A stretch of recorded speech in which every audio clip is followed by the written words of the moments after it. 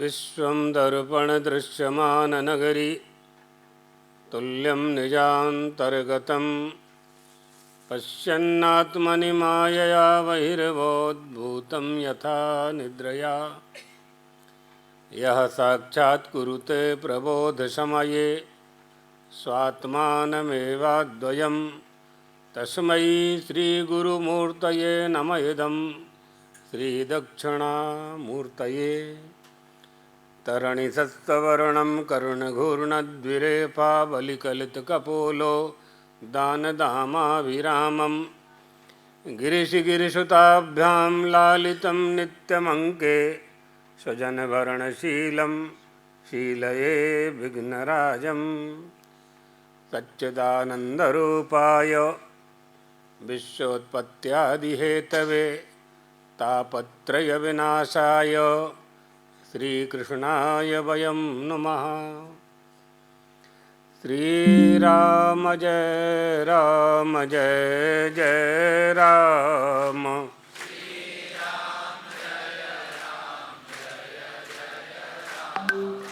श्रीराम जय राम जय जय राम।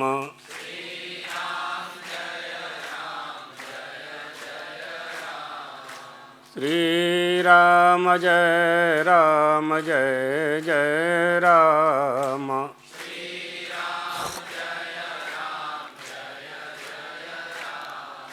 द्वारकाधीश भगवान की, जगदम्बा महारानी की, सद्गुरुदेव भगवान की, हर हर महादेव।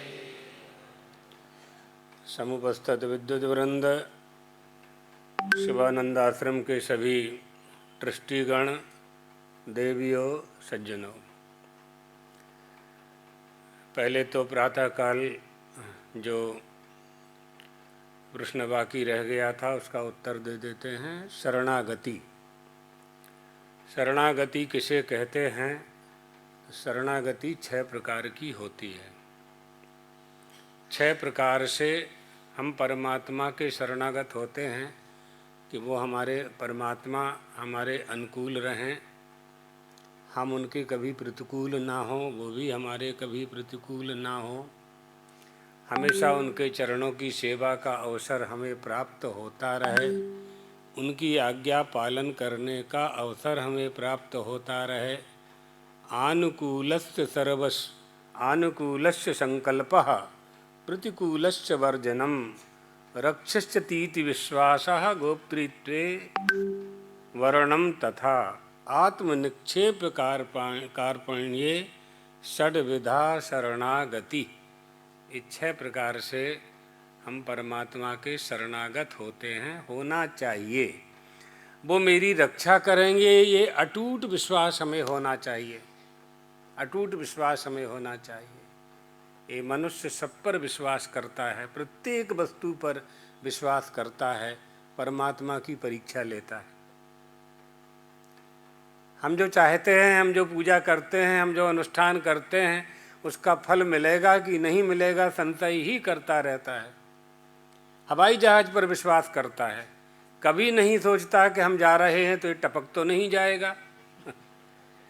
विश्वास के साथ बैठता है, विश्वास के साथ विवाह करता है। लगन करे छे ना तो जिस लड़की से आप लगन कर रहे हैं उसको तो आपने देखा नहीं है, वो तो 1000 किलोमीटर दूर रहती है, दिल्ली में है, कलकत्ता में है, बम्बई में है, 500 मील दूर है। उसके स्वभाव को आप जानते नहीं हैं, लेकिन किया, आपने विश्वास किया ना, सर्वत्र विश्वास किया है। आपका लड़का पढ़ेगा तो पास होगा कि नहीं होगा? अगर आप ये सोच लें कि पसार नहीं थसे, पास नहीं होगा, तो आप पढ़ाएंगे ही नहीं। लेकिन आप विश्वास करते हैं बालक पर, हमारा बेटा पढ़ेगा, अच्छे नंबर लाएगा, पढ़ जाएगा तो नौकरी लगेगी कि नहीं लगेगी। अब नौकरी न लगे तो हम पढ़ाएंगे ही नहीं, ऐसा कोई माता पिता नहीं सोचता है। तो विश्वास करते हैं और विश्वास का फल भी उनको प्राप्त होता है। अपने अपनी कर्तव्य में निष्ठा का फल मनुष्य को प्राप्त होता ही है, होना भी चाहिए, अच्छी बात है। निष्ठा पहले तैयार हो, निष्ठा पहले होनी चाहिए। निष्ठा बननी चाहिए। तो हमारी जब निष्ठा बनती है, निष्ठा के साथ हम परमात्मा के शरणागत होते हैं, उनके चरणों की शरण पकड़ लेते हैं, हमें फल मिलता है। धर्म के प्रति हमारी निष्ठा होनी चाहिए कि हम धर्म का पालन करेंगे तो हमें फल मिलेगा ही, ये तय है। पहले से ही संचय करोगे आप तो कैसे फल मिलेगा? आप भोजन ही नहीं कर पाओगे, भोजन ही नहीं कर पाओगे आप। घर में मान लो आपको विश्वास है, रेस्टोरेंट में, होटल में क्या करोगे? आपको मालूम है कि उसको कैसे बनाया गया है? नहीं मालूम है, और उसमें जहर डाल दिया गया हो तो? नहीं डालते हैं, भगवान की कृपा है, नहीं डालते। लेकिन डाल दें तो आप क्या करोगे? आप तो विश्वास करके ही भोजन कर रहे हैं कि इसमें जहर नहीं होगा, तो वहाँ विश्वास किया है ना। तो छोटे छोटे से सुख जहाँ जहाँ से हमें प्राप्त होते हैं वहाँ हम विश्वास करते हैं। हमें अनंत सुख चाहिए और अनंत काल तक चाहिए, और उस पर विश्वास नहीं है, उस पर भरोसा नहीं है हमको। यही भूल हमारे मूल दुख का कारण है। हमारे कुल देवी कुल देवता पर हमें भरोसा नहीं है। अपने परिवार के लिए हम किसी के लिए कपड़ा लेकर के लाए आएंगे, साड़ी लेकर के आएंगे 10,000 रुपये की, 20,000 रुपये की, और महंगी भी आती होगी। अंबाजी जिनकी कुल देवी है, अंबाजी जब जाएंगे तो 300 रुपये की साड़ी खरीदेगा। तो माता जी दूसरी बार पहन ही नहीं पाएंगी, और कमजोर होगी, वो पुजारी पहनाएंगे ही नहीं, पहना देंगे तो चरणों में लगा के रख देंगे, किसी के काम नहीं आने वाली वो। यही छल है, यही फलाभिसंधि है, यही फलाभिसंधि है। यहीं हम चूक जाते हैं, बस इतना ही फर्क है। तो हमारी भावना जब बन जाती है और हमारी निष्ठा, और आगे आ जाओ, खूब जगह है, और आगड़ा भी जाओ थोड़े तो। निष्ठा जब बन जाती है तो हमें फल की प्राप्ति होती है, और वह फल हमारे लिए लोक और परलोक दोनों में काम आता है। परलोक में भी काम आता है, परलोक में भी वो काम आता है, लोक में भी आता है, परलोक में भी आता है। तो मेरी रक्षा करेंगे ये विश्वास, और वो हमारे हमेशा अनुकूल बने रहें। आप लोग माता पिता को अनुकूल बनाने का प्रयास करते हैं, उनकी सेवा करते हैं। आपके मन में ये भावना होती है कि हमारे माता पिता हमसे नाराज ना हो जावें, तो आपके माता पिता के भी जो माता पिता हैं उनको भगवान कहते हैं, ईश्वर कहते हैं, उनको भी हमारे अनुकूल होना चाहिए। इस भावना से हम आराधना करते हैं। उनका कोई अपराध हमसे ना हो जाए, प्रतिकूल, ऐसा कोई प्रतिकूल व्यवहार हम ना कर दें जिसके करने से नाराज हो जाएं। प्रतिकूलता नहीं होना चाहिए। क्यों?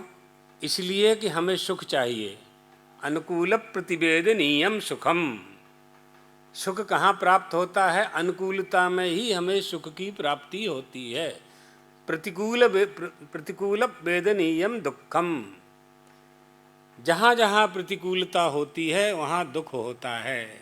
जो वस्तु हमारे लिए ठीक नहीं है उस वस्तु से हमारा द्वेष हो जाता है। अर्थात जो वस्तु डरावनी है, जो वस्तु हमें भयभीत करती है, उससे हमारा कोई संबंध नहीं रहता। और जहाँ जहाँ हमारी अनुकूलता होती है वहाँ वहाँ हम संबंध जोड़ते हैं। संबंधों को जोड़ने में जो हमें करना होता है वो करते हैं। भगवान से ज़्यादा खर्च हम संबंधी के लिए करते हैं, संबंध बनाने में करते हैं, ताकि इस कारण से भी संबंध जुड़ जाए, लेन देन से ही संबंध जुड़ जाए। ऐसा सोच के करते हैं लोग, संबंध बनाते हैं। बनाना चाहिए, ये तो संसार में गृहस्थाश्रम में ये सब होता ही है, करना ही चाहिए। यहाँ कहने का तात्पर्य इतना है कि भगवान को भूल के नहीं करना चाहिए, बस भगवान को भूल के नहीं करना चाहिए। जो संबंध आप बना रहे हैं और जिन संबंधों के कारण आप धन व्यय कर रहे हैं, शक्ति का व्यय कर रहे हैं, बल का व्यय कर रहे हैं, वो शक्ति आपको कहाँ से प्राप्त हुई है? वो शक्ति आपको परमात्मा से प्राप्त हुई है, पूर्व जन्म के पुण्य से प्राप्त हुई है, माता पिता के पुण्य से प्राप्त हुई है, या आपने पुरुषार्थ से उसे प्राप्त किया है, तो उसमें कमी नहीं होनी चाहिए। फिर कमी होती जाएगी तो कमी ही होती जाएगी। इसलिए उसे सुरक्षित रखना चाहिए, वृद्धि करना चाहिए और वृद्धि करना चाहिए। पहले हमने किया था तो आज पाया है, अब करेंगे तो आगे पाएंगे, है ना। ये निष्ठा परमात्मा के प्रति हमारे मन में होनी चाहिए। ये शरणागति है, वो हमें देता है। जान को देत, अजान को देत, सुजान को देत, तुहान को दई है। अनजान को देता है, मछली को पानी देता है, मेंढक को मिट्टी देता है, पक्षी को जिसकी चोंच बनाई है उसको चुगना देता है। वो सबको कुछ ना कुछ उसने बना रखा है। मकड़ी कैसे भोजन कर लेती है आप लोगों को मालूम है? करोड़िया मकड़ी ने कहीं किचन बनाया है क्या? रसोई घर बनाया है? गैस चूल्हा लाई है? वो कुछ नहीं है। उसके पास भोजन है, भोजन भी है, और अपनी निकली हुई लार से, अपने ही निकले हुए शरीर के तत्व से अपना मकान भी बना लेती, जाला भी बना लेती, उसी में रहती है। सबका इंतजाम परमात्मा ने कर रखा है, सबका इंतजाम कर रखा है। का चिंता मम जीवने यदि सदा विश्वम्भरो दीयते। विश्वम्भरतीति इति विश्वम्भरः, जो विश्व का भरण पोषण करता है वो विश्वम्भर हमारा भी उदर पोषण करेगा। कितना चाहिए हमें, हमारे जीवन में हमें कितना चाहिए, उससे अधिक परमात्मा ने हमें दिया है। तो जिनके पास नहीं है उनको हम दें, यही तो परमात्मा की पूजा है। ऐसे ईश्वर की शरणागति प्राप्त करने के बाद हमारे जीवन में फिर हमें कोई कमी नहीं रह जाती है। तो उनका कोई अपराध हमसे ना हो, ऐसा आचरण हमें नहीं करना चाहिए। संकट पर हम उन्हीं को पुकारें। सबकी अब की राख लेहु भगवान, हमारी रक्षा करो, हमारा कोई नहीं है। इस समय हम संकट में हैं, हम तकलीफ में हैं। जिन पर हमने भरोसा किया था उन्होंने हमको धोखा दिया है।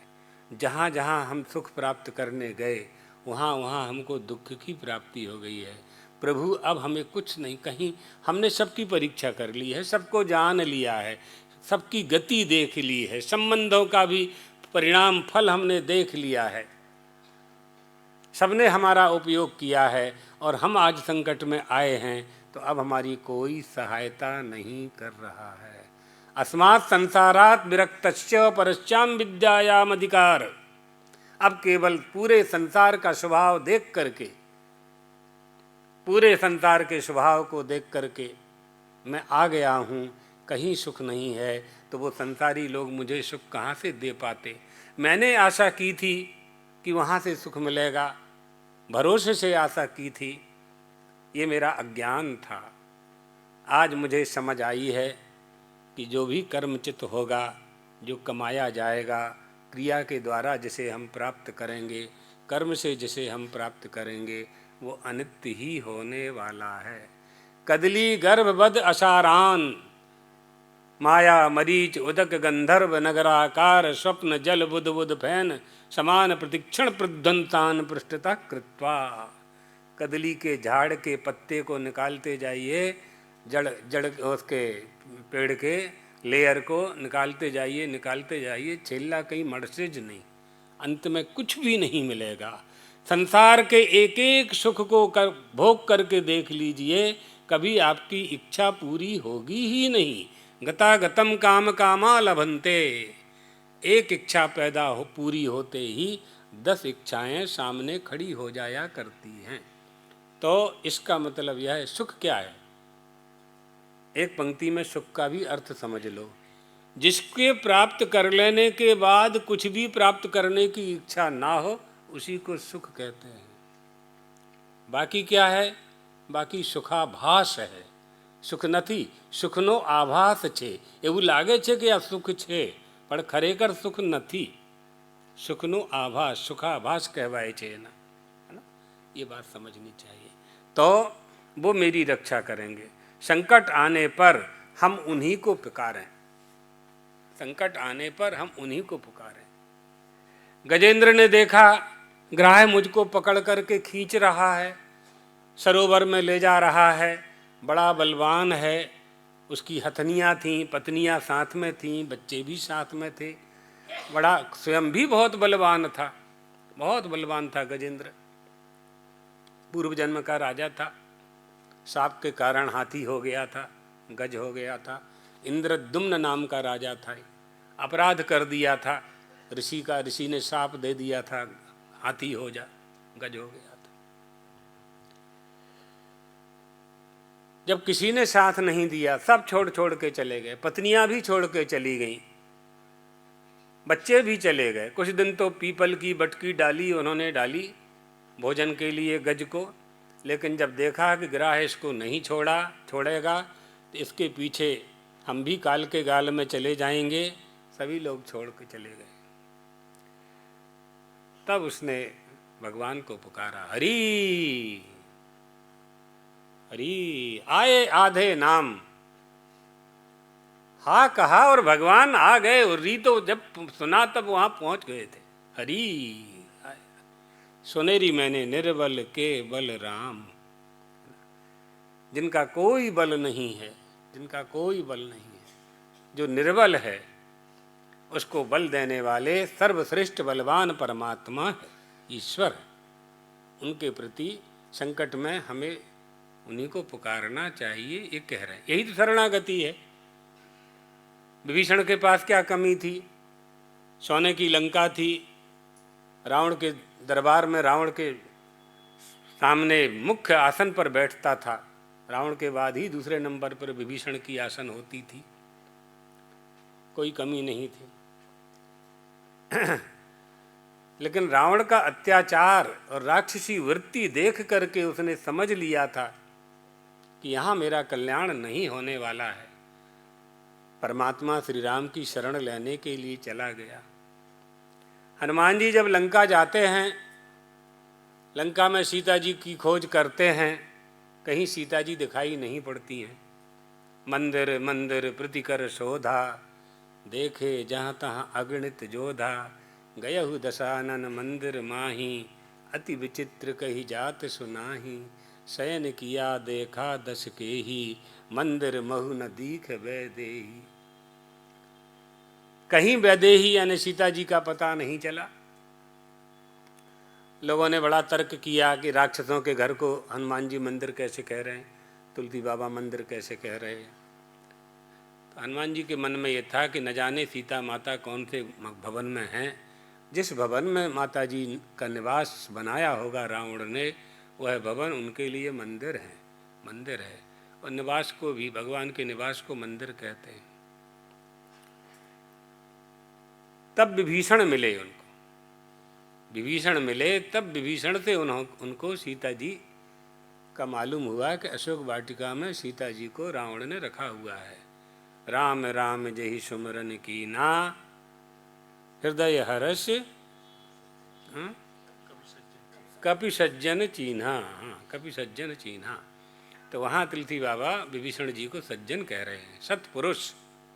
सत्पुरुष, भगवान के भक्ति ही तो सज्जन हो सकते हैं।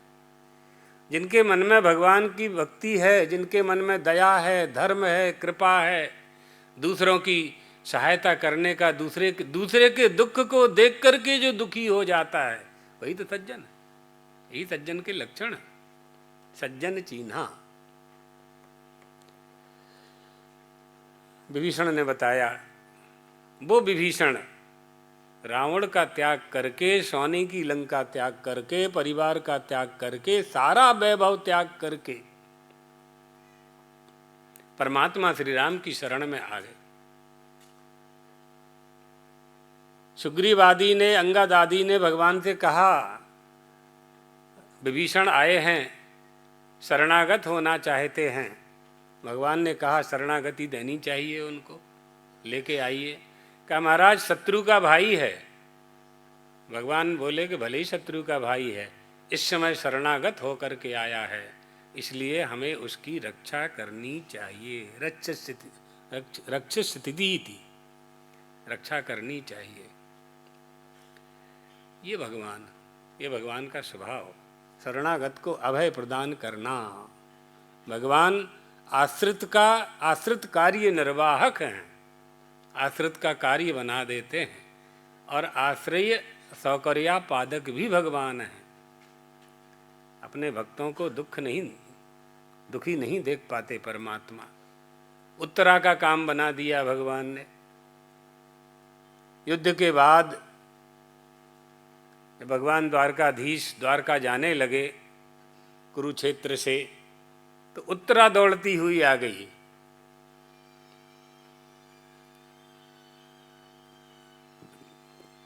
और उत्तरा ने कहा, प्रभो, यहाँ सब एक दूसरे की मृत्यु के काल बने हुए हैं, एक दूसरे को मारने के लिए तैयार हैं। मैं गर्भवती हूँ इस समय, पांडवों का वंशज मेरे गर्भ में, अभिमन्यु का पुत्र मेरे गर्भ में निवास कर रहा है, मेरी रक्षा करो। इस समय कोई किसी की रक्षा करने वाला नहीं। कुरुक्षेत्र में एक दूसरे का प्राण लेने का सब प्रयास कर रहे। पाही पाही, मेरी रक्षा करो, मेरी रक्षा करो। तब भगवान ने उसकी रक्षा की। उससे परीक्षित का जन्म हुआ। अपना चक्र सुदर्शन छोड़ दिया। अश्वत्थामा ने ब्रह्मास्त्र छोड़ दिया था, द्रौपदी के 5 पुत्रों का वध करके, और वंश को नष्ट करने के लिए ब्रह्मास्त्र छोड़ दिया था, दुर्योधन का प्रिय करने के लिए। यह काम दुर्योधन को भी अच्छा नहीं लगा था। अश्वत्थामा ने जब बताया तो अश्वत्थामा ने अच्छा सोच करके ही किया था, लेकिन दुर्योधन को अच्छा नहीं लगा। सोते हुए छोटे छोटे से बच्चों का वध कर दिया था। द्रौपदी बहुत विलाप करती थी, माँ का हृदय क्षमा क्षमा कर देना। अर्जुन पकड़ करके ले आए थे भगवान श्री कृष्ण के साथ, अश्वत्थामा को पकड़ करके घसीटते हुए ले आए थे। द्रौपदी ने कहा, नहीं नहीं, गुरुपुत्र है, मुच्यताम एषो ब्राह्मणो नत्रांगुरो, छोड़ दो छोड़ दो छोड़ दो। मेरे बेटे मारे गए हैं, वो तो वापस आने वाले हैं नहीं, और ये मारा जाएगा तो इसकी माँ गौतमी, तुम्हारी गुरुपत्नी, तुम लोगों ने इनसे शिक्षा प्राप्त की है, बाण विद्या, इनके पिताजी से शस्त्र विद्या का ज्ञान प्राप्त किया है। मुच्यताम, छोड़ दो छोड़ दो। निशम्य घोरम परितप्यमाना तदा रुदद्बाष्प कला कुलाक्षी ताम शांत इन्ना किरीट माली। छोड़ दो छोड़ दो। तो जो भगवान की शरण, उत्तरा का काम भगवान ने बना दिया। उत्तरा ने शरण ली, कोई रक्षा नहीं कर सका उत्तरा की, भगवान ने उसकी रक्षा की। ये शरणागति है, इसी को शरणागति कहते हैं। जयंत की शरणागति, विभीषण की शरणागति, जहाँ जहाँ जो जो शरणागत हुआ है भगवान ने अभय दिया है, अभय दिया है। ऐसा अभय का मतलब क्या है? अभयम सर्वभूतेभ्यो ददाम्येतद्भृतं मम। ये भगवान का संकल्प है, सबको अभय देना। अभय मतलब मृत्यु से ऊपर उठ जाना, मृत्यु का भय निकल जाना। तो ये शरणागति का रहस्य है। हमें परमात्मा कहाँ शरणागत होना है ये विचार भी करना चाहिए। शरणागति कहाँ करनी है, हमें किसकी शरणागति करनी है? जिसके शरणागत हम जा रहे हैं वहाँ शरणागत होने से हमें वह प्राप्त होगा जिसे प्राप्त करने के लिए हम वहाँ जा रहे हैं, तब शरणागत होना चाहिए। कोई वस्तु हमें चाहिए तो कहाँ से प्राप्त करेंगे? जहाँ होगी वहीं से प्राप्त करना है। इसी तरह से सुख प्राप्त करना है तो जहाँ होगा वहीं से प्राप्त होगा। तो स्पष्ट कह दिया है धर्मशास्त्रकारों ने, सुख मिच्छन्ति सर्वे ही तच्च धर्म समुद्भवम। सुख चाहिए तो धर्म का पालन ही करना पड़ेगा, क्योंकि सुख धर्म में ही विद्यमान है और कहीं नहीं मिलेगा। इसलिए धर्म का पालन करने के लिए बार बार कहा जाता है, बार बार कहा जाता है। दूसरा प्रश्न था नचिकेता ने तीसरे वरदान में क्या मांगा था? नचिकेता ने तीसरे वरदान में, कठोपनिषद में, काठक श्रुति में एक आख्यायिका है, उसमें नचिकेता छोटा सा बालक है जो अपनी पिता की आज्ञा का पालन करते हुए यमलोक चला जाता है और यमलोक जाकर के यमराज के दरबार में जाकर के 3 वरदान धर्मराज यमराज की आज्ञा से वो मांगता है। तो उसके लिए पहले से ही समझ लें तो ज़्यादा अच्छा है। प्रसंग ऐसा है कि बाजस्रवस नाम के एक ऋषि थे, उनके पुत्र ने सर्व विश्वजित यज्ञ किया। सर्व विश्वजित यज्ञ, यज्ञों में संकल्प होता है कि इस संकल्प के कारण ही, संकल्प से हमें सिद्धि प्राप्त होनी चाहिए। राजा पृथु यज्ञ कर रहे थे इंद्र होने के लिए, इंद्र हो जाने के लिए यज्ञ कर रहे थे। ये विधान है कि जो क्षत्रिय 100 अश्वमेध यज्ञ कर लेगा वो इंद्र के पद को प्राप्त कर लेगा। तो इंद्र उनके 100 अश्वमेध यज्ञ पूरे नहीं होने देता था, है ना। कोई अपना पद नहीं छोड़ना चाहता कौन छोड़ना है? अपना पतन कौन चाहेगा? नहीं। आजकल आप लोगों के नेता लोग भी छोड़ना नहीं चाहते। जो कुर्सी से चिपक गए तो बस, भले ही कुर्सी टूट जाए लेकिन छोड़ेंगे नहीं हम। ये स्वभाव, वृत्ति होती है, वृत्ति होती है। और जहाँ धर्म होगा, धर्म का पालन अर्थात रहस्य को जानते हैं, परम तत्व को जानते हैं, तो आपके सामने ही राजा परीक्षित ने छोड़ दिया। चाहते तो शमीक ऋषि, श्रृंगी ऋषि के चरणों में गिर करके और अमर होने का वरदान मांग लेते, क्षमा मांग लेते, लेकिन नहीं किया ऐसा उन्होंने।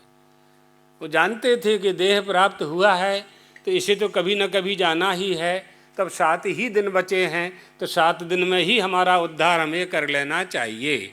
इसलिए मनुष्यों को ये सोचना चाहिए कि 100 साल ही हमारे पास हैं, तो 100 साल में हमें अपना उद्धार कर लेना चाहिए। 80, 90, 100 साल में ही हमें अपना उद्धार का मार्ग खोज लेना चाहिए। ये बात। सर्व विश्वजित यज्ञ किया उन्होंने। उसमें सर्वस्व दान करना पड़ता है, उसमें सर्वस्व दान करना पड़ता है, सब कुछ दान करना पड़ता है। तो उस समय गोधन ही प्रधान था, सो गोदान करने लगे। गायों के सींगों को उन्होंने स्वर्ण से मंडित कराया, मखमल चद्दर सब लगा करके, और ऐसी गायें तैयार की और यज्ञशाला के बाहर सबको दान करने लगे। उनका नचिकेता नाम का एक पुत्र था। उसने देखा कि मेरे पिताजी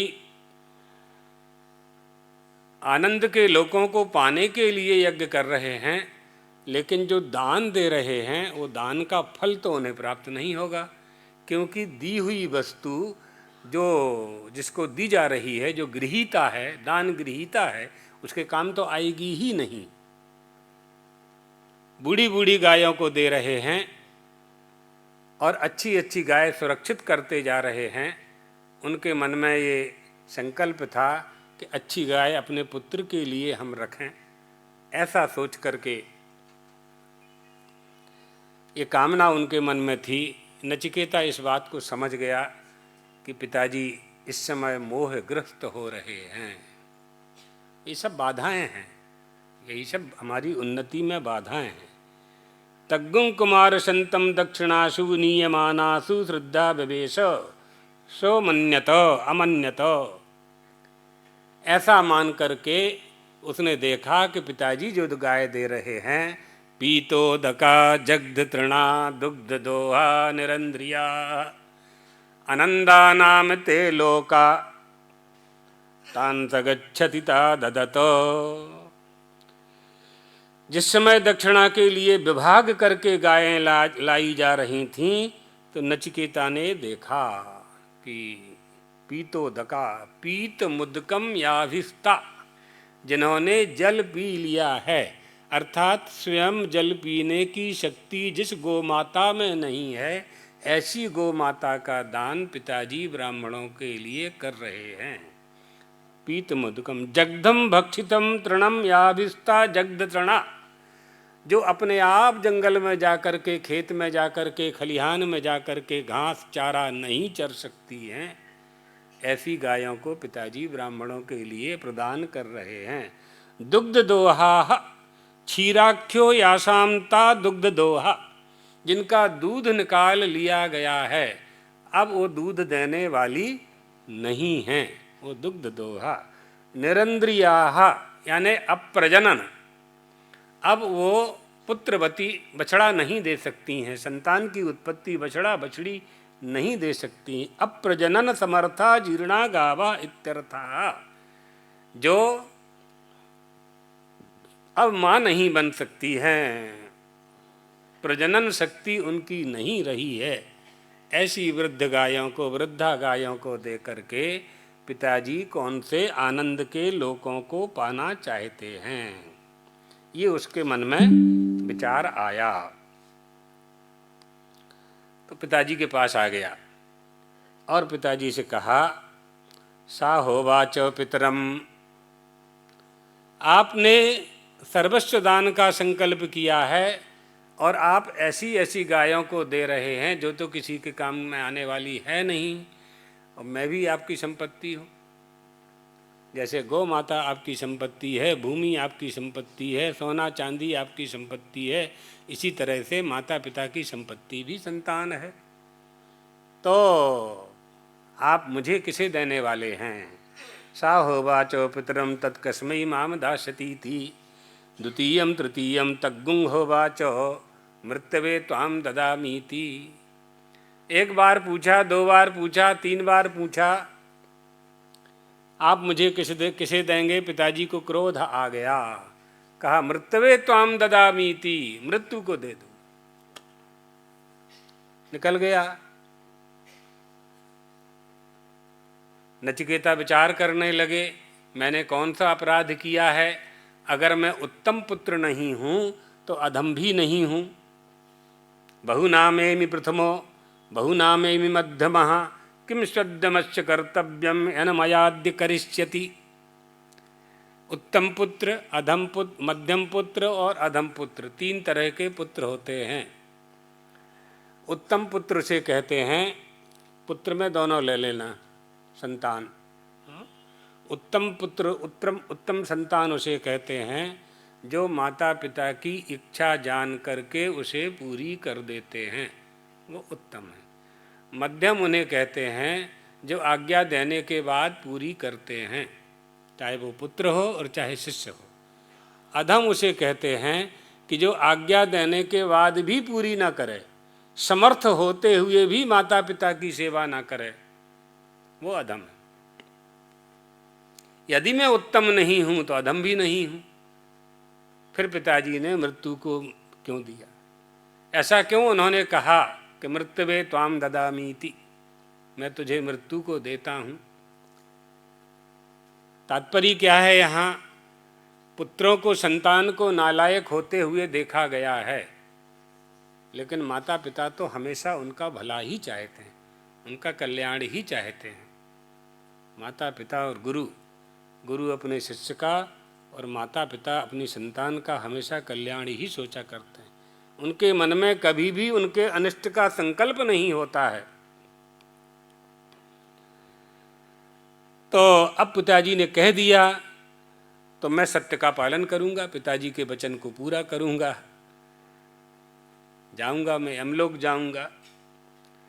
अनुपश्यथा पूर्वे प्रतिपश्य तथा परे, शस्यमेव मर्त्यः पच्यते शस्यमेव जायते पुनः।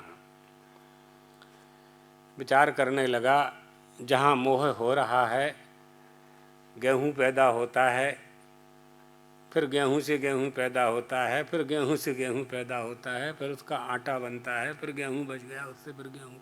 यही सृष्टि है, यही सृष्टि का क्रम है। आना जाना, जन्म लेना, मृत्यु लेना।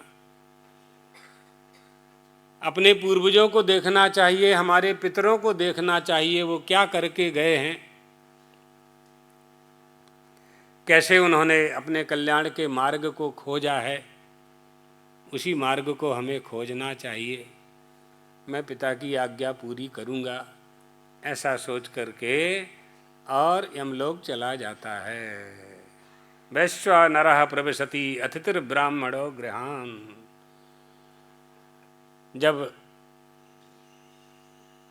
यमराज कहीं से आते हैं बाहर से, तो उन्हें मालूम होता है, बताया जाता है कि अतिथि बाहर से आकर के बैठा हुआ है और 3 दिन से बैठा हुआ है, 3 दिन से बैठा हुआ है।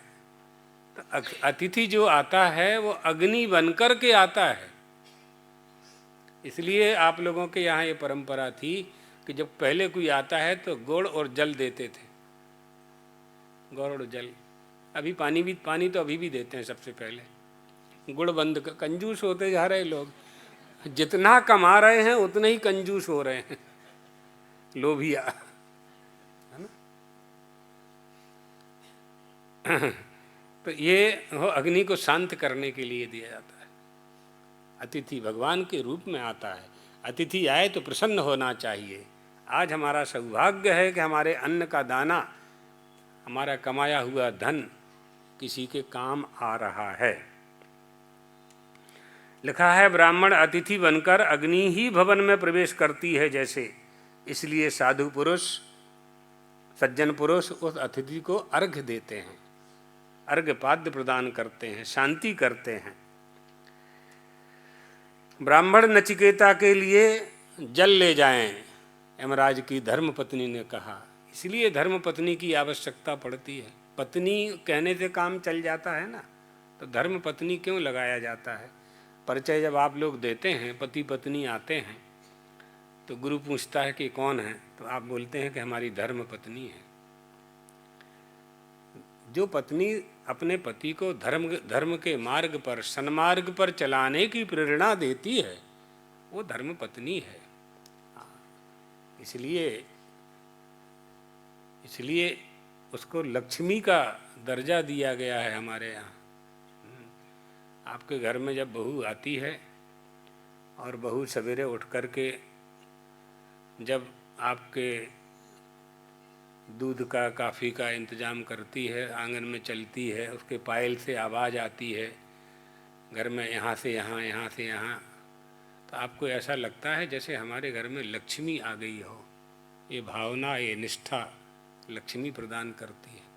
बहुत से घरों में जब विवाहित होकर के लड़कियां जाती हैं, जिस घर में जाती हैं, तो वहाँ अपने आप समृद्धि होने लगती है। अभी भी ऐसा देखने में आता है। कई लोगों ने ये बातें बताई हैं, कई लोगों ने अपने अनुभव सुनाए हैं कि उस घर की संपत्ति, उस घर की लक्ष्मी उस दिन से ही बढ़ने लगती है। तो ये हमारी भारतीय हिंदू संस्कृति का सदाचार है।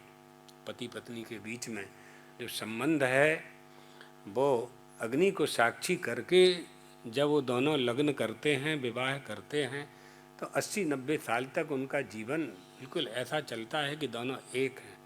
यही सनातन धर्म है। एष धर्म सनातनाः, ये सनातन धर्म है। एक अग्नि को साक्षी बना करके अपरिचित लड़का लड़की पति पत्नी बन जाते हैं और जिंदगी भर पति पत्नी होने के धर्म का निर्वाह करते हैं। ये बात, इसलिए अतिथि को बिना भोजन के अपने घर से नहीं भेजना चाहिए। ये अगर बिना भोजन के वो चला जाता है तो क्या होता है, इष्टापूर्त दत्त कर्मों का फल ले जाता है। इष्टापूर्त दत्त कर्म जो आपने किए हैं, उन कर्मों का जो फल है वो ले जाता है साथ में, और अपने पाप दे जाता है आपको। इसलिए अतिथि देवो भव हमारी संस्कृति का प्रथम सदाचार है। ये सदाचार है। इष्टापूर्त दत्त कर्म क्या है हम बता चुके हैं, है ना। अग्निहोत्रम तपः सत्यम वेदानाम चानुपालनम, एक कल या परसों के प्रवचन में बताया था हमने। और पूर्त कर्म में बापी कूप तडाग बनाना, सरोवर बनाना, औषधालय, शिक्षा के केंद्रों का निर्माण करना, पानी की परब करना, ये सब पूर्त कर्म है। शरणागत संतराणो जीवा नाम चाप्य हिंसनम, किसी जीव की हत्या नहीं करना, शरणागत की रक्षा करना, ये सब दत्त कर्म है। इन कर्मों का जो फल है वो ले जाता है। अगर बिना जलपान कराए आप उसको भेजते हैं, बिना स्वागत के भेजते हैं, उसका अपमान कर देते हैं, तो ये सारे तुम्हारे फल को लेकर के चला जाता है। इसलिए करना चाहिए। शास्त्रों की आज्ञा का पालन करना सबसे बड़ा हमारा कर्तव्य है। सो यमराज आए, नचिकेता के पास आए यमराज।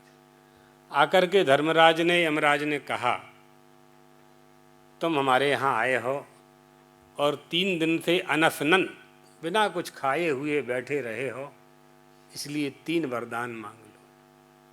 तिस्रो रात्रि अवासीत गृहे में अनसनन ब्रह्मन अतिथिर नमस्यः, नमस्तोस्तु ब्रह्मन स्वस्ति मेस्तु चस्मात् प्रति 3 वरान वृणीश्च। 3 वरदान मांग लो।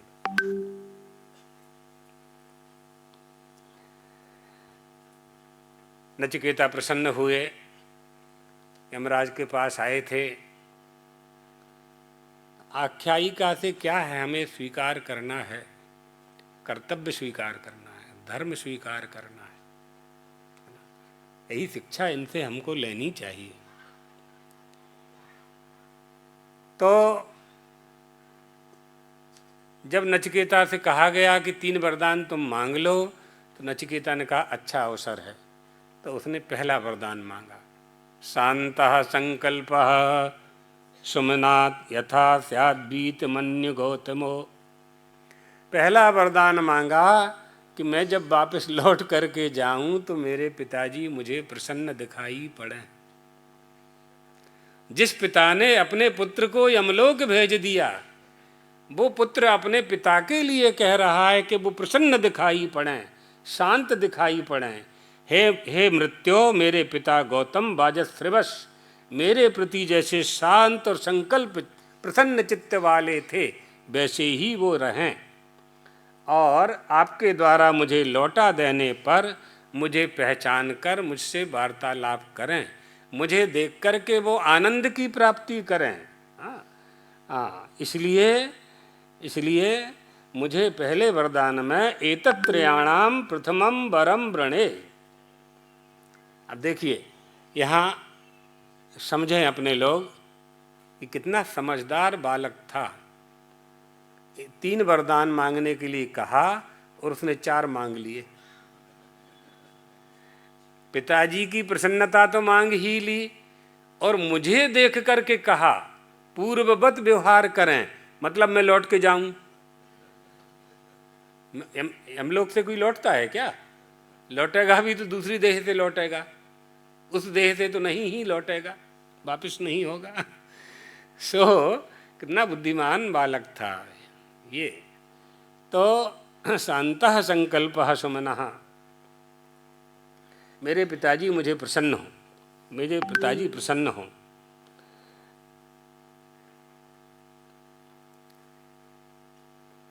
हिरण्यकशिपु कहता था मुझे भगवान मानो, सब लोग उसको भगवान मानने लगे। प्रहलाद जी ने नहीं माना, प्रहलाद जी ने भगवान नहीं माना। हम तुम्हें भगवान नहीं मांगेंगे। क्यों? क्योंकि तुम किसी की तपस्या करने के लिए गए थे, तो जिसकी तपस्या करने के लिए तुम गए थे वो तुमसे बड़ा है, तो हम सीधे सीधे उसी से वरदान मांगेंगे, उसी का भजन करेंगे। आप मंदराचल की पहाड़ी में किसकी आराधना करने के लिए गए थे?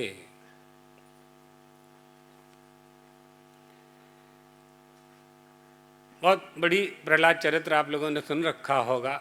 उसका सार हम बता दें कि प्रहलाद जैसा पुत्र, यहाँ जैसा नचिकेता ने किया ना, वैसा ही प्रहलाद जी ने किया। जब नृसिंह भगवान ने हिरण्यकशिपु का उद्धार कर दिया, अपने नखों से उसका वक्षस्थल चीर दिया।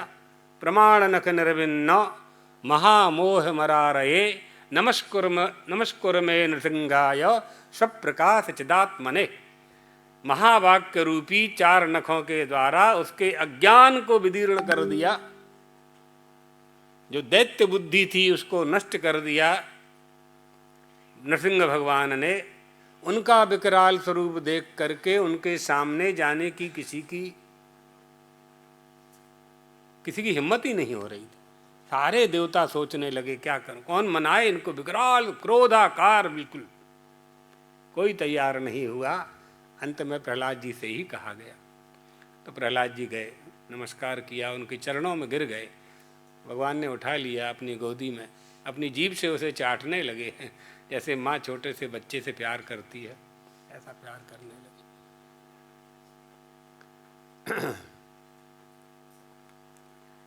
अंत में नरसिंह भगवान ने कहा तुम वरदान मांगो। प्रहलाद जी से कहा वरदान मांगो। प्रहलाद जी ने कहा कि नहीं, कुछ नहीं चाहिए, आपका दर्शन हो गया, अब कुछ नहीं चाहिए। नहीं, कहा दर्शन का तो लाभ चाहिए, दर्शन का तो फल मिलना चाहिए, तुम मांगो, कुछ ना कुछ मांग लो। सबसे पहले उन्होंने वरदान मांगा, मेरे पिताजी ने ना क्षमा न किए जाने वाले आपके अपराध किए हैं। यदि आप मुझे वरदान देना चाहते हैं तो मेरे पिताजी को क्षमा कर दीजिएगा। तस्मात् पुत्रश्च पुत्रता, तस्मात् पिता में पूयेत दुरंतात् दुस्तराद घात, पूतस्ते पांग संदृष्टस्तदा कृपणवत्सलः। जल्दी नष्ट ना होने वाले पापों को करने वाले मेरे पिताजी पापों से मुक्त हो जाएं। भगवान ने कहा कि बेटा वरदान सुरक्षित रख लेता, हमारे दर्श जिसके कुल में, जिसकी खानदान में, जिसके वंश में भगवान का भक्त उत्पन्न हो जाता है, उसके कई जन्मों के पाप नष्ट हो जाते हैं। ये तो तुम्हारे पिता तो तुम्हारे जन्म के कारण ही मुक्त हो गए। तुम जो भगवान के भक्त हो, भगवत भक्त हो, और तुम्हारी भगवत भक्ति की इतनी पराकाष्ठा है कि मुझे यहाँ आना पड़ा तुम्हारी रक्षा करने के लिए, तो रक्षस्यति इति विश्वासः, शरणागति हुई ना, मेरी रक्षा करेंगे भगवान। प्रहलाद जी ने सिद्ध कर दिया कि मेरी रक्षा भगवान करेंगे, ये भरोसा था उनको। अग्नि में जलाया, नहीं जले, हाथी से कचलवाया, नहीं मृत्यु हुई उनकी, पर्वत से पटक दिया, नहीं मृत्यु हुई उनकी। बहुत कष्ट दिया हिरण्यकशिपु ने, दैत्यराज ने। देखिए क्या चाहता है मनुष्य। सारे लोग उस समय के हिरण्यकशिपु के वश में हो गए थे, लेकिन उसका ही पुत्र उसके वश में नहीं होता था। अपने पुत्र को वश में करने के लिए पुत्र को ही मृत्युदंड दे रहा था। ये मनुष्य की कामना, ये मनुष्य का अभिमान उसके पतन का कारण बनता है, पतन का कारण बन जाता। इन बातों को इन कथाओं से हमें समझना है, कथाओं से समझना है। तो जीवितो वाक्य करणात् क्षयाहे भूरि भोजनम गयायाम पिंडदानाच्च तस्मात् पुत्रश्च पुत्रतः। जब तक जीवित रहें माता पिता, तब तक उनकी बिना आज्ञा दिए ही उनकी इच्छा पूरी करता रहे, बोलें और काम कर दे, बस। जीवितो वाक्य करणात्, पुत्र का कर्तव्य है। नचिकेता कर रहा है, आप देखिए। जिस पिता ने मृत्युदंड दिया उसी की प्रसन्नता का वरदान मांग रहा है। पिताजी माताजी के न रहने पर जो और्ध्वदेहिक संस्कार होते हैं वो सब करना चाहिए। ये जो उदारवादी लोग आप लोगों को कहते हैं कि मृत्यु के बाद कुछ करने की आवश्यकता नहीं है, ये उनका अज्ञान है। हमारे धर्मशास्त्रों में जिस विधि का पालन करने का विधान किया गया है उसे भरपूर करना चाहिए। अपनी शक्ति के अनुसार करो। गरीब अपनी शक्ति के अनुसार करेगा, मध्यम व्यक्ति अपनी शक्ति के अनुसार करेगा, धनवान व्यक्ति अपनी शक्ति के अनुसार करेगा। ये थोड़ी कहा है कि सोना चांदी ही दान करना है, सोना चांदी ही दान करना है, ऐसा नहीं है। लेकिन कुछ ना कुछ तो करना है, जो है वो करना है। विधि तो है, विधि कर सकते हैं। बेलपत्री तोड़ करके भगवान के मस्तक पर चढ़ा देने से कहाँ पैसा लगता है। एक लोटा जल सोमवार को, श्रावण सोमवार में भगवान को अर्पण कर देने से एक लोटा जल का कारपोरेशन वाले अलग से बिल नहीं भेजते। मोकले छे क्या पैसा लागे छे, जबरदस्ती लगा दिया कि पैसे वाले ही धर्म कर सकते हैं। तुलसी का पत्ता तोड़ करके शालाग्राम जी को चढ़ाना है, तुलसी का पत्ता तोड़ करके आपकी भोजन की थाली में डाल देना है, वैश्वानर भगवान को भोग लगाना है। कहाँ पैसा लगता है? भोजन तो बनाया ही है आपने, भोजन की थाली आपके सामने है, भगवान को भोग रखना है, थाल रखना धरना है, तुलसी का पत्ता छोड़ देना है, एक चम्मच आचमनी जल छोड़ देना है, एक दाना ओछा थवानो नथी, फिर भी तुमको नहीं करना है, फिर भी नहीं करना है ना? तो और करने वाले कैसे करते हैं देखिए, अपने शिवानंद आश्रम में भोजन हो रहा है, जो आता है वो प्रसाद लेता है, नीचे भंडारा चल रहा है। आपके ही नगर के बाबू भाई देसाई हैं, उन्होंने कहा कि जितने लोग आएंगे सब खाएंगे, जितने हमने तो अपनी भिक्षा मांगी थी, सबको दे रहे हैं, सबको खिला रहे हैं। दिया है तो देना चाहिए, दिया है तो देना चाहिए, तो और देगा वो, और देगा, है ना? कल बताया था ना, 2 हाथ और 4 हाथ, है ना? देगा। तो इन बातों को समझने से हम धर्म का पालन जब करते हैं तो उसका फल हमें प्राप्त होता है। पुत्र और पिता का जो संबंध है वो ऐसा संबंध है कि देखने में ही वो अलग अलग हैं। पिता ही पुत्र बन करके जन्म लेता है, ये समझना चाहिए। इसलिए अपनी देह से सबका प्रेम होता है, अपने आत्मा से सबका प्रेम होता है। तो संतान माता पिता से अलग नहीं है। तो जैसे संतान अपने आपा से प्रेम करती है, वैसा ही प्रेम उसको अपने माता पिता से करना चाहिए। तस्मात् पूयेत मे पिता, मेरे पिता पवित्र हो जावें, मेरे पिता के पाप नष्ट हो जावें, ये कामना प्रहलाद जी कर रहे हैं। नचिकेता कह रहे हैं हमारे पिताजी आनंद से परिपूर्ण हो जाएं। गयायाम पिंडदानाच, गया में जाकर के पिंडदान करना चाहिए, गंगा जी में जाकर के पिंडदान करना चाहिए। सोमनाथ में जाएं, क्या नाम है, सिद्धपुर जाएं, पिंडारक जाएं, जहाँ जो तीर्थों का विधान किया गया है वहाँ जाकर के। बद्रीनाथ जाते हैं तो ब्रह्म कपाली में करना चाहिए, ये सब विधान किया गया है। तो ये बहुत से लोग यही प्रश्न करते हैं। और एक व्यक्ति हमको बता रहे थे कि सोशल मीडिया में चल रहा है कि पिता की माता की मृत्यु के बाद भोजन नहीं कराना है, तो ये नहीं करना है, वो नहीं करना है। तो फिर कहीं भी मत करो, कहीं भी मत करो, तो फिर वहाँ भी मत करो, फिर विवाह में भी मत करो, बेटा के जन्मदिन में भी मत करो, लगन में भी मत करो, कहीं भी मत करो, तो ऐसा तो चलेगा नहीं। और कहीं भी ना करो ये चल जाएगा, माता पिता के संबंध में तो चलने वाला ही नहीं है। करना ही चाहिए, करना चाहिए नहीं, करना ही चाहिए, कंपलसरी, करवानुच्छे। इसलिए ये पुत्र का धर्म है। तो शांतः संकल्पः सुमना, वरदान दे दिया, वरदान दे दिया। यमराज ने कहा कि तुम्हारी जो इच्छा है वो पूरी होगी। मुझसे प्रेरित तुम अरुण पुत्र उद्दालक को पूर्ववत पहचान कर वो तुमसे प्रेम करेंगे।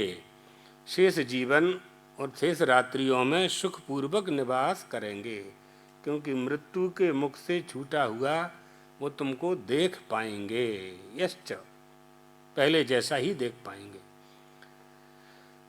दूसरा वरदान मांगो। दूसरे वरदान में नचिकेता ने कहा, स्वर्गे लोके ना भयम किंचनास्ति, न तत्र तुम न जरया बिभेति, उभे तीर्त्वा असनाया पिपासे, शोकातिगो मोदते स्वर्गलोके। शतमग्नि, अग्नियों का विधान पूछा, कौन सी अग्नि की आराधना करने से स्वर्ग आदि के सुखों की प्राप्ति होती है, अथा मुझे आप बताने की कृपा करें कि स्वर्ग के साधनभूत अग्नि को हम कैसे प्राप्त कर सकते हैं, देवत्व को कैसे प्राप्त कर सकते हैं, अग्नि चयन करने की विधि क्या है, दूसरे वरदान में मैं यही मांगना चाहता हूँ। तो दूसरे वरदान के संबंध में यमराज ने, धर्मराज ने उनको अग्नि चयन करने की जो विधि थी वो पूरी विधि उन्होंने बताई। फिर कौन से विधान से यज्ञशाला का निर्माण होता है, कितने खंबे होते हैं, कितनी ईंटा होती है, क्या विधि होती है, कितने होता उद्गाता इत्यादि, और अग्नि का आधान कैसे होता है, अरण्य मंथन कैसे होता है, आचार्य ब्रह्मा अध्यर्यु उद्गाता होता प्रस्तोता ये सब होते हैं यज्ञशालाओं में, सारा विधान। लेकिन इन सब से स्वर्ग की ही प्राप्ति होती है, स्वर्ग आदि की प्राप्ति होती है। और स्वर्ग में हम कब तक निवास करते हैं, कर सकते हैं, जब तक हमारे पुण्यों का फल है। जब तक पुण्यों का फल है तभी तक हम स्वर्ग में निवास कर सकते हैं। अग्नियों के विधान का उपदेश करने के बाद यमराज ने कहा, जनास तृतीयम वरम नचिकेतो वृणीष्य, तीसरा वरदान मांगो। तीसरा वरदान मांगने का कहा गया। तो तीसरे वरदान में नचिकेता ब्रह्म विद्या के ज्ञान की बात करता है, मुझे ब्रह्म विद्या जानना है। एयम प्रेते विचिकित्सा मनुष्ये अस्तित्व के नायमस्तीत चैके एतद विद्या अनुशिष्टास्तयाहम वराणाम ऐसा वरस तृतीयः। क्या वरदान मांगा है आप देखिए, कौन मांगेगा ऐसा, रोटी कपड़ा मकान मांगेंगे सब। ब्रह्म विद्या प्राप्ति, ब्रह्म विद्या के रहस्य को जानने का वरदान मांग रहे हैं। ब्रह्म विद्या का रहस्य क्या है? मनुष्य का यह देह सचेतन होते ही कुछ खोजने लगता है। क्या खोजता है और क्यों खोजता है? इसकी मृत्यु कैसे होती है, पुनर्जन्म कैसे होता है, इसी में बताएंगे। मरे हुए मनुष्य के विषय में ये संशय होता है कि कुछ लोग ये कहते हैं कि मरने के बाद अस्तित्व होता है, कुछ लोग कहते हैं कि अस्तित्व नहीं होता है। आपसे शिक्षित हुआ मैं जानूं, मेरा ये तीसरा वरदान है। तीसरा वरदान मैं यह मांगना चाहता हूँ कि मुझे इस रहस्य को बताइए कि मृत्यु के अनंतर, बहुत लोगों के मन में ये प्रश्न उठता है, नचिकेता का ही प्रश्न है, दूसरे दूसरे रूप में ये प्रश्न प्राप्त होता है कि मृत्यु होती है तो इसमें से जो निकल कर के चला जाता है वो कौन है, और जो शरीर पड़ा रहता है फिर वो क्या है, और जिस शरीर का, जिस मृत देह का शमशान में संस्कार होता है तो वो मरे हुए का संस्कार होता है कि जो निकल कर के चला गया है उसका संस्कार होता है ना? प्रश्न हुआ था ही ना। जो हमारी देह को छोड़ कर के चला गया है उसके लिए संस्कार हो रहा है कि जो देह पड़ी हुई है शमशान में, जिसे अग्नि में भस्म करने के लिए तैयारी की जा रही है, उसके लिए संस्कार हो रहा है। किसके लिए संस्कार हो रहा है? और वो निकल करके गया है तो कहाँ गया, और वापस आएगा तो कैसे आएगा? पंचाग्नि विद्या कल या परसों हमने सुनाई थी सवेरे वाले सत्संग में।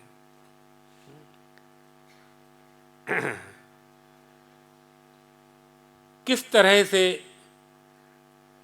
हम इस रहस्य को जान सकते हैं? एक गांव में एक सज्जन व्यक्ति की मृत्यु हो गई, तो लोग उनको ले जा रहे थे शमशान। तो एक व्यक्ति दौड़ करके गया और उसने पूछा कि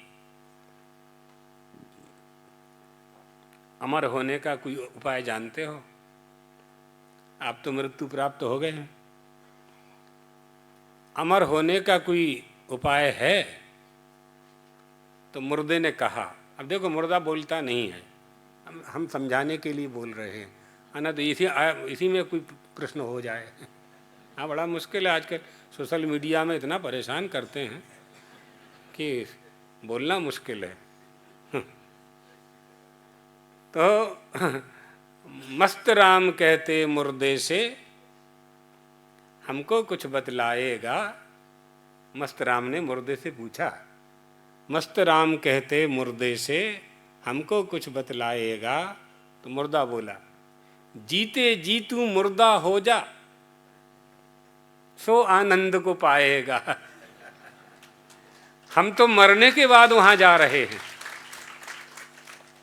तुम जिंदा रहते अगर ऐसी वृत्ति बना लो, अभयम, अभय हो जाए तुम्हें, मृत्यु का भय चला जाए, मृत्यु का भय चला जाए। सुखदेव जी महाराज ने राजा परीक्षित से कहा, तंतु राजन मर्ष्येति पशु बुद्धि में माम जही, तुम मरोगे इस पशु बुद्धि का त्याग करो, अर्थात मरने से भयभीत नहीं होना चाहिए। अब ये बड़ा मुश्किल काम है, कोई नहीं मरना चाहता। कीड़ी को भी आप मारने के लिए दौड़ेंगे तो वो भी प्राणों की रक्षा करने के लिए इधर उधर खोजेगी, भागेगी। हाथी भी भागेगा। प्राणी मात्र मृत्यु का वर्ण करना नहीं चाहता, कोई मरना नहीं चाहता। और ये तय है कि जाना पड़ेगा, बिल्कुल तय है। मृत्युर्विभेषि किम मूढ़ो भीतम मुंचति किम यमः। अरे मनुष्यो, मृत्यु से कितना भी भयभीत तुम हो जाओ, यमराज तुम्हें छोड़ने वाले नहीं हैं, बिल्कुल नहीं छोड़ने वाले। तो यमराज से नचिकेता ने पूछा, एयम प्रेते विचिकित्सा मनुष्य। बहुत से मनुष्यों के मन में यह संदेह है कि मृत्यु के बाद क्या होता है, मरने के बाद कहाँ जाता, क्या होता है देह का, जीवात्मा का क्या होता है, देह का क्या होता है, कौन सी गति होती है, वह मैं जानना चाहता हूँ। ये रहस्य, यानी जीव और ब्रह्म का तादात्म्य कैसे होता है, यथात्म ज्ञान प्राप्त करना चाहता है। मृत्यु के बाद यमलोक की प्राप्ति होती है, वो तो साक्षात उसने देख लिया, प्रश्नोत्तर भी हो रहा है। तो मृत्यु के बाद कहाँ क्या मिलेगा वो तो जानता है। यमराज से क्या जानना चाहता है, ऐसी ब्रह्म विद्या का ज्ञान प्राप्त करना चाहता है जिसके ज्ञान को प्राप्त कर लेने के बाद आवागमन से हम मुक्त हो जावें। तो यमराज ने कहा, देवताओं ने भी यह प्रश्न हमसे किया था, लेकिन हमने उन्हें उत्तर नहीं दिया।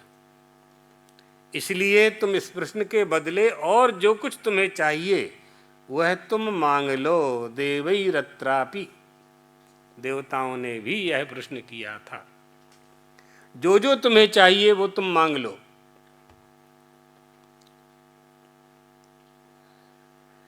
शतायुषा पुत्र पौत्रान् वृणीष्य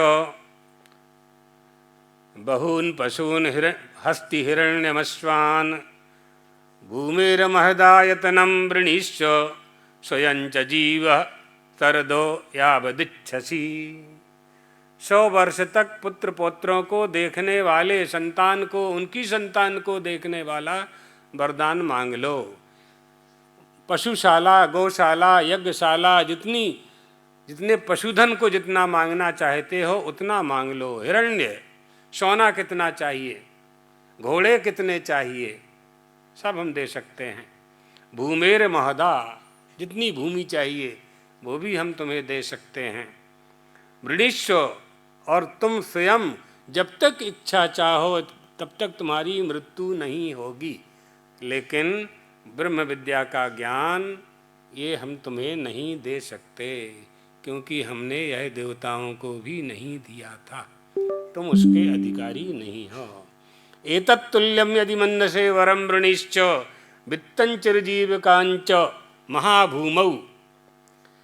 इसके तुल्य और कोई वरदान हो, इस ज्ञान, इस विद्या के तुल्य अमृत तत्व की प्राप्ति का जो तुमने वरदान मांगा है, इसकी बराबरी का कोई वरदान अगर तुम्हें ध्यान में हो वह भी तुम मांग सकते हो, लेकिन यह वरदान तुम्हें नहीं दिया जा सकता।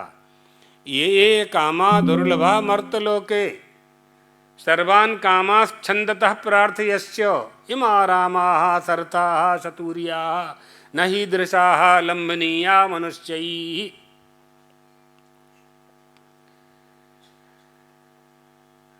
नचिकेता, इस भूमि में तुम राजा होकर के वृद्धि को प्राप्त हो, अपनी कामनाओं को इच्छा के अनुसार भोगने वाला तुम्हें बना देता हूँ। इस मनुष्य लोक में जो जो दुर्लभ पदार्थ हैं, जितनी भी दुर्लभ संपत्तियां हैं, जितना भोग है, वो सब हम तुमको दे सकते हैं। सभी भोगों को तुम स्वेच्छा पूर्वक मांग सकते हो। और रथ बाजो, बाज यानी घोड़ा, रथ घोड़ों के सहित जो दिव्य अप्सराएं हैं, सुंदर स्त्रियां हैं, वो सब तुमको प्रदान की जा सकती हैं। जो मनुष्यों को प्राप्त करने योग्य नहीं हो, वो भी तुम्हें दे सकते। मेरे द्वारा दी हुई जो कुछ मैं दे रहा हूँ, उनसे तुम सेवा प्राप्त करा करके हे नचिकेता, तुम सुख को प्राप्त हो। लेकिन मरणम माँ प्राक्षी, मृत्योर माँ प्राक्षी, मरण संबंधी प्रश्न मत पूछो कि मरने के बाद ये जीव कहाँ जाता है, कैसे जाता है और कैसे वापस आता है, ये मत पूछो। तादात्म्य कैसे होता है, यथात्म ज्ञान के संबंध में तुम्हारा जो प्रश्न है, वो मैं तुम्हें नहीं देना चाहता। नचिकेता की परीक्षा हो रही है ना। परीक्षा में जो पास होता है, तभी तो साल भर पढ़ाया जाता है बच्चों को, पर परीक्षा में ऐसे प्रश्न आते हैं जो पढ़ाया गया है उसी में से आते हैं। लेकिन कुछ ही आते हैं, जो पूरा पढ़ाया गया है वो पूरा प्रश्न नहीं आता, उसमें से कुछ आता है। तो जब पूरा पढ़ा होगा आपने, तो उसमें से जो कुछ आया है उसका उत्तर दे पाएंगे। नहीं पढ़ा होगा पूरा, तो जो आपने नहीं पढ़ा और वही प्रश्न में आ गया, तो उत्तर अधूरा रह जाएगा। इसलिए मरण संबंधी प्रश्न तुम्हें नहीं पूछना चाहिए। मरणम मानु प्राक्षी ही आभिर्मत प्रत्याभि परिचारयश्च। नचिकेतो मरणम मानु प्राक्षी ही, मृत्यु के बाद क्या होता है ये तुम मत पूछो और दूसरा कोई वरदान मांग लो। नचिकेता ने कहा,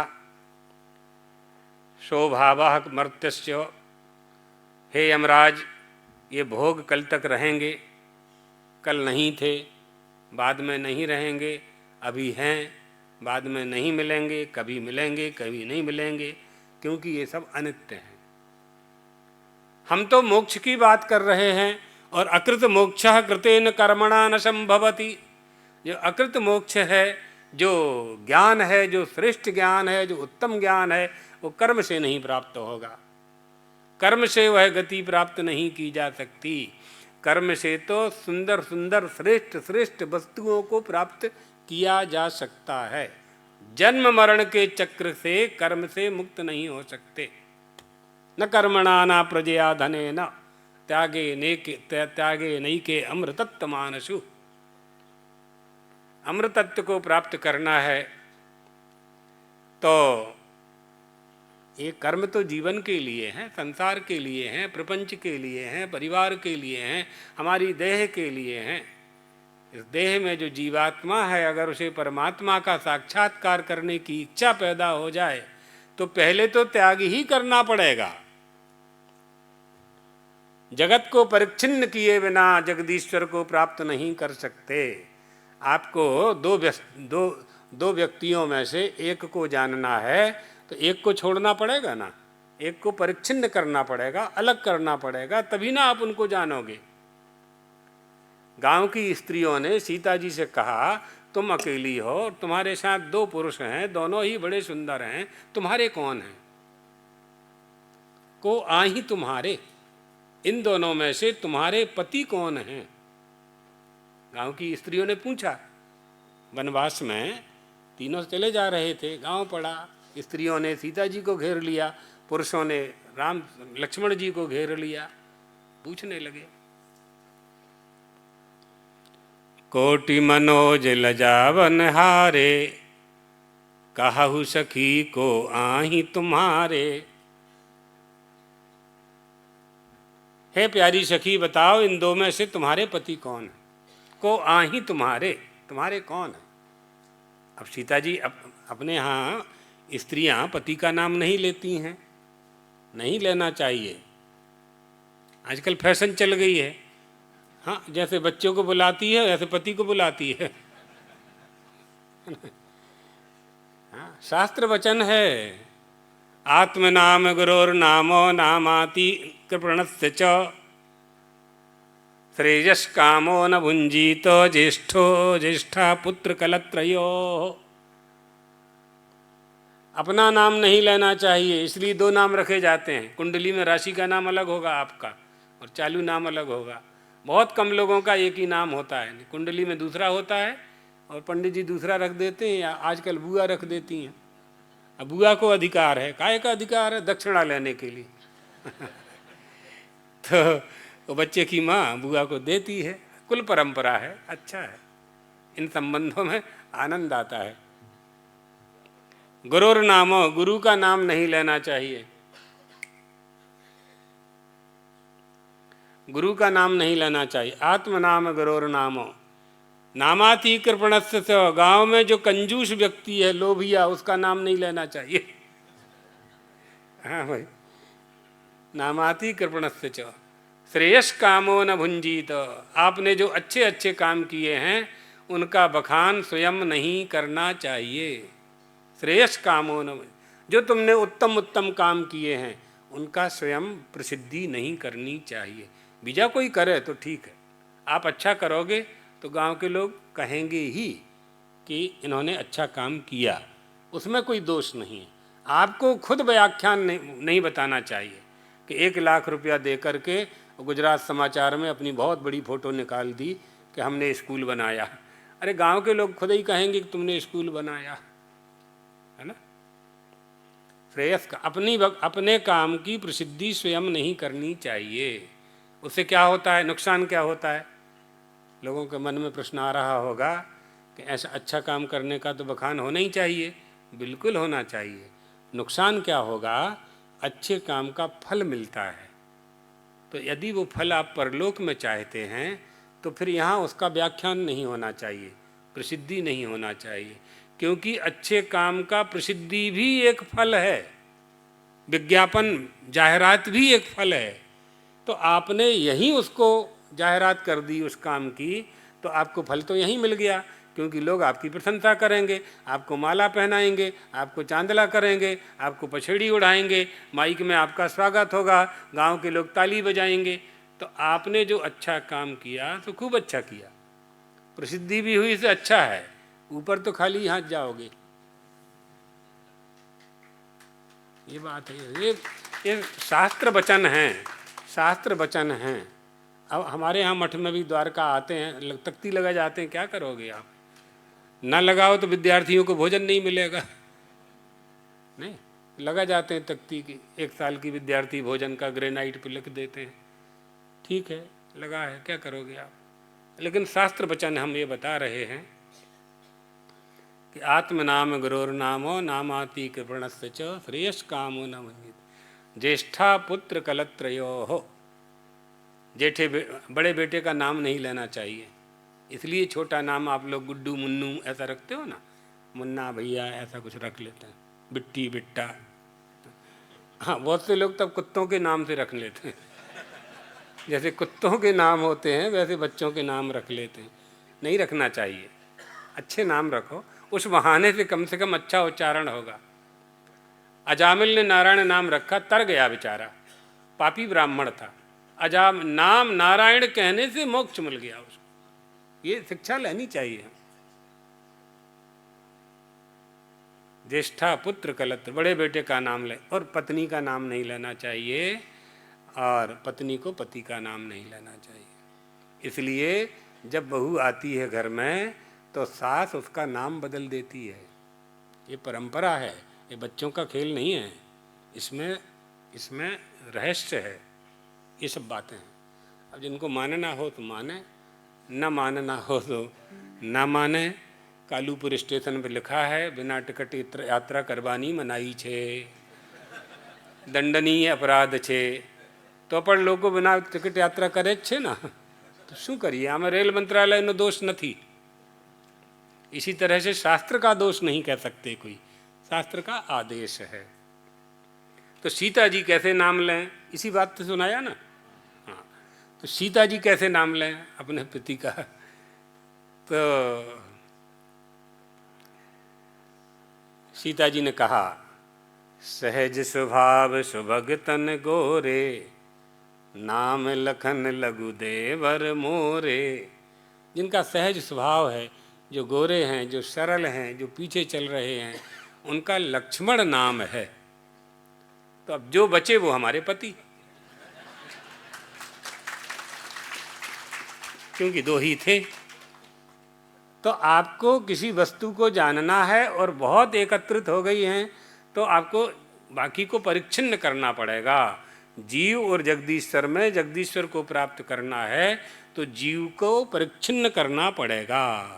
ये जगत है, ये संसार है, ये जगत दिखाई पड़ रहा है, संसार दिखाई पड़ रहा है और ईश्वर दिखाई नहीं पड़ रहा है।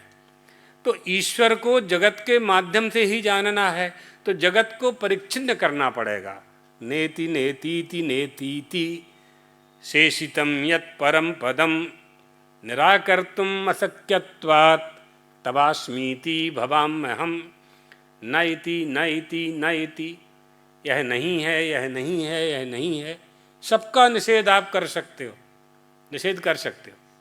ये मकान नहीं है, दुकान नहीं है, बर्तन नहीं है, सबका मना कर सकते हो, नहीं है। जो ये कह रहा है कि ये सब नहीं है, वो है कि नहीं, निषेध करता छे कि नहीं। तो जो निषेध कर रहा है, तो निषेध निषेधक का निषेध नहीं हो सकता। जो कह रहा है कि ये नहीं है, ये नहीं है, ये नहीं है, तो वो तो है ना जो कह रहा है, तो वही ईश्वर है। ख्याल पड़ी, वही ईश्वर है। बस समझने की बात है, बहुत सरल, बहुत ही सरल है, बहुत ही सरल है। बिठाने की इच्छा हो जाए कि यहाँ हमारी चिप मोबाइल में लगी है ना, ऐसी यहाँ लग जावे, बस वो बैठ जाए उसमें, कहीं कुछ करने की आवश्यकता नहीं है। आप करते हुए भी कुछ नहीं करोगे, करते हुए भी कुछ नहीं करोगे, कर्तापन का अभिमान ही नहीं रहेगा। जब तक कर्तापन का अभिमान बना हुआ है तब तक आप भोक्ता बने हुए हैं, जब तक भोक्ता बने हुए हैं तब तक आपका जन्म होता रहेगा। सीधी सीधी बात।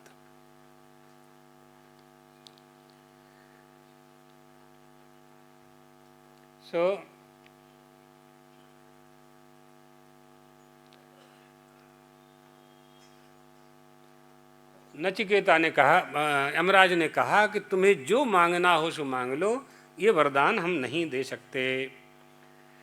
नचिकेता बोले, ये भोग जिनका लोभ आप हमको दे रहे हो, ये तो कुछ दिन ही रहेंगे, बहुत समय तो नहीं रहेंगे, अनित्य हैं, संपूर्ण इंद्रियों के तेज को जीर्ण शीर्ण करने वाले हैं। जितना ही भोग करेंगे, राजा ययाति था, राजा ययाति भोगों से कभी संतुष्ट ही नहीं हुआ, अपने बेटे की जवानी मांगने लगा। कामनाओं को नष्ट करना, कामनाओं को कौन कैसे पूरे करोगे आप? विचार से ही पूरा कर, चिंतन से ही पूरा कर सकते हो, ज्ञान से ही पूरा कर सकते हो, परिणाम का चिंतन करके पूरा कर सकते हो, अन्यथा बहुत मुश्किल है। तो अनित्य संसार में आपके द्वारा दिया हुआ ये जीवन तो बहुत थोड़ा है। ये जीवन तो आप ही देते हो, चाहे जिसको तो आप ऊपर बुला लेते हो। धर्मराज के दूत, यमराज के दूत एक व्यक्ति के पास गए गांव में और कहा कि आपका बुलौआ आया है। कहाँ? यमलोक में। क्यों? आयु पूरी हो गई है, समय पूरा हो गया है। तो वो व्यक्ति बड़ा चतुर था, बुद्धिमान था। उसने कहा कोई बात नहीं, आप लोग आए हो तो अब हमारे घर में आए हो, अतिथि हो, पहले आप लोग भोजन करो, फिर हमको ले चलना। मरना है ना? बोले हाँ मरना है आपको, हम लोग ले जाएंगे। ये ठीक है। भोजन वोजन अच्छा कराया, बड़े पकी पकवान बनाए, पत्नी से बनवाए और खूब भोजन कराया। कहा हम अकेले को जाना है कि गांव के और भी लोग जाएंगे? तो कागनी नगर के 25 लोग जाएंगे आज। तो कहा ठीक है।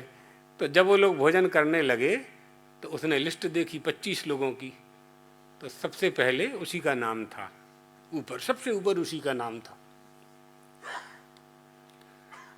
तो उसने सोचा कि सबसे पहले मेरा नाम है, अभी तो ये लोग भोजन कर रहे हैं, तो जल्दी से उसने अपना नाम काट दिया और सबसे नीचे लिख दिया कि छेल्ला मारो नाम बारो आओ से। तो सबसे नीचे अपना नाम लिख दिया। अब भोजन से वो तीनों दूत आए थे जो यम के, बड़े प्रसन्न हुए भोजन करने से।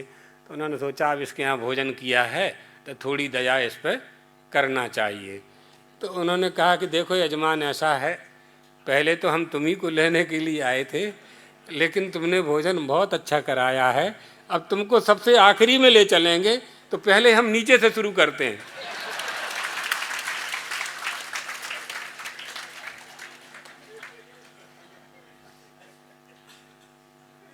तो नहीं चलेगी आपकी नहीं चलने वाली।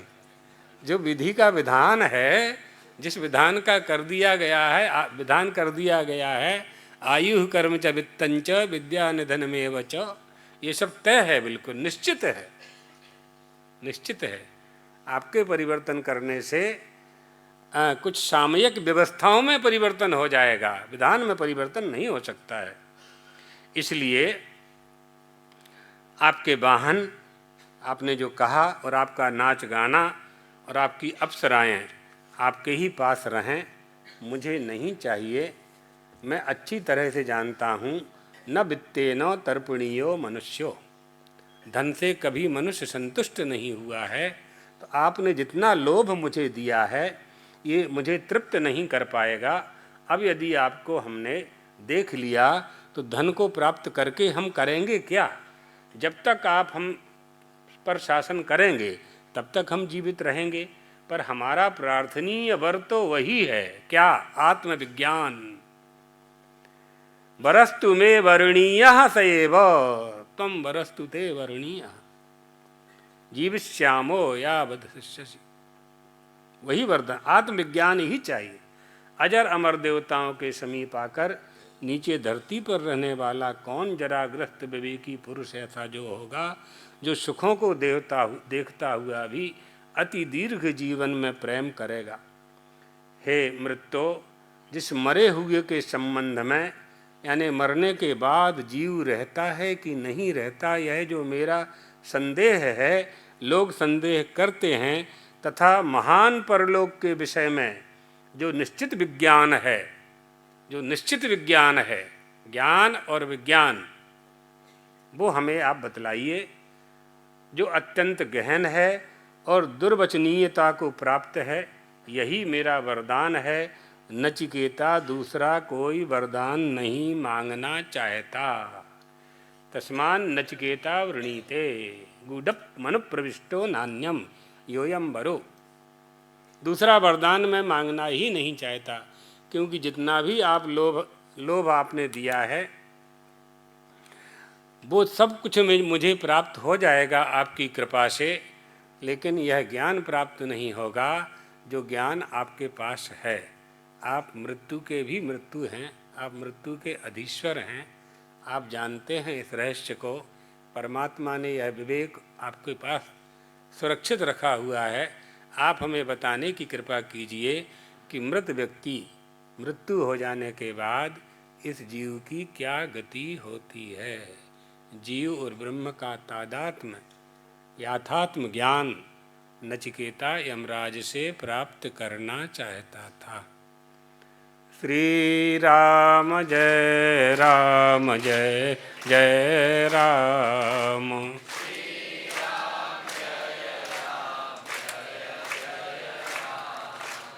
श्री राम जय राम जय जय राम।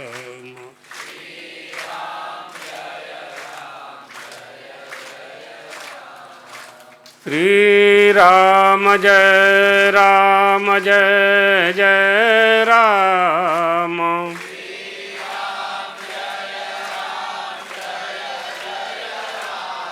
श्री राम जय जय राम।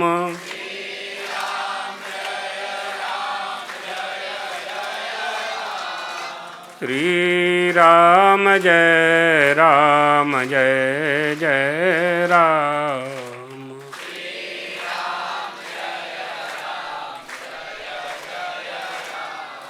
श्री राम जय जय राम। श्री राम जय जय राम। प्यारे जरा तो मन में विचारो, रे जरा तो मन में विचारो, क्या साथ लाए क्या ले चलोगे, साथ लाए क्या ले चलोगे। जाता सदा साथ यही पुकारो, जाता सदा साथ यही पुकारो। गोविंद दामोदर माधवेति, गोविंद दामोदर माधवेति, गोविंद दामोदर माधवेति। गोविंद दामोदर माधवेति। हे कृष्ण हे माधव हे सखेति, हे कृष्ण हे माधव हे सखेति। श्री कृष्ण गोविंद हरे मुरारे, श्री कृष्ण गोविंद हरे मुरारी। हे नाथ नारायण वासुदेव, हे नाथ नारायण वासुदेवा। श्री कृष्ण गोविंद हरे मुरारे, श्री कृष्ण गोविंद हरे मुरारी। हे नाथ नारायण वासुदेव, हे नाथ नारायण वासुदेव। द्वारकाधीश भगवान की जय हो। आनंद कंद भगवान रामचंद्र की जय हो। जगदम्बा महारानी की जय हो। भगवत पादाद्य शंकराचार्य भगवान की जय हो। सद्गुरुदेव भगवान की जय हो। हर हर महादेव। देव हर। સનાતન વૈદિક ધર્મ આપણે સૌ જાણીએ છીએ। આજે મહાન વિભૂતિના અમૃતવાણીનો લાભ પ્રાપ્ત કર્યો। 100 કરોડથી પણ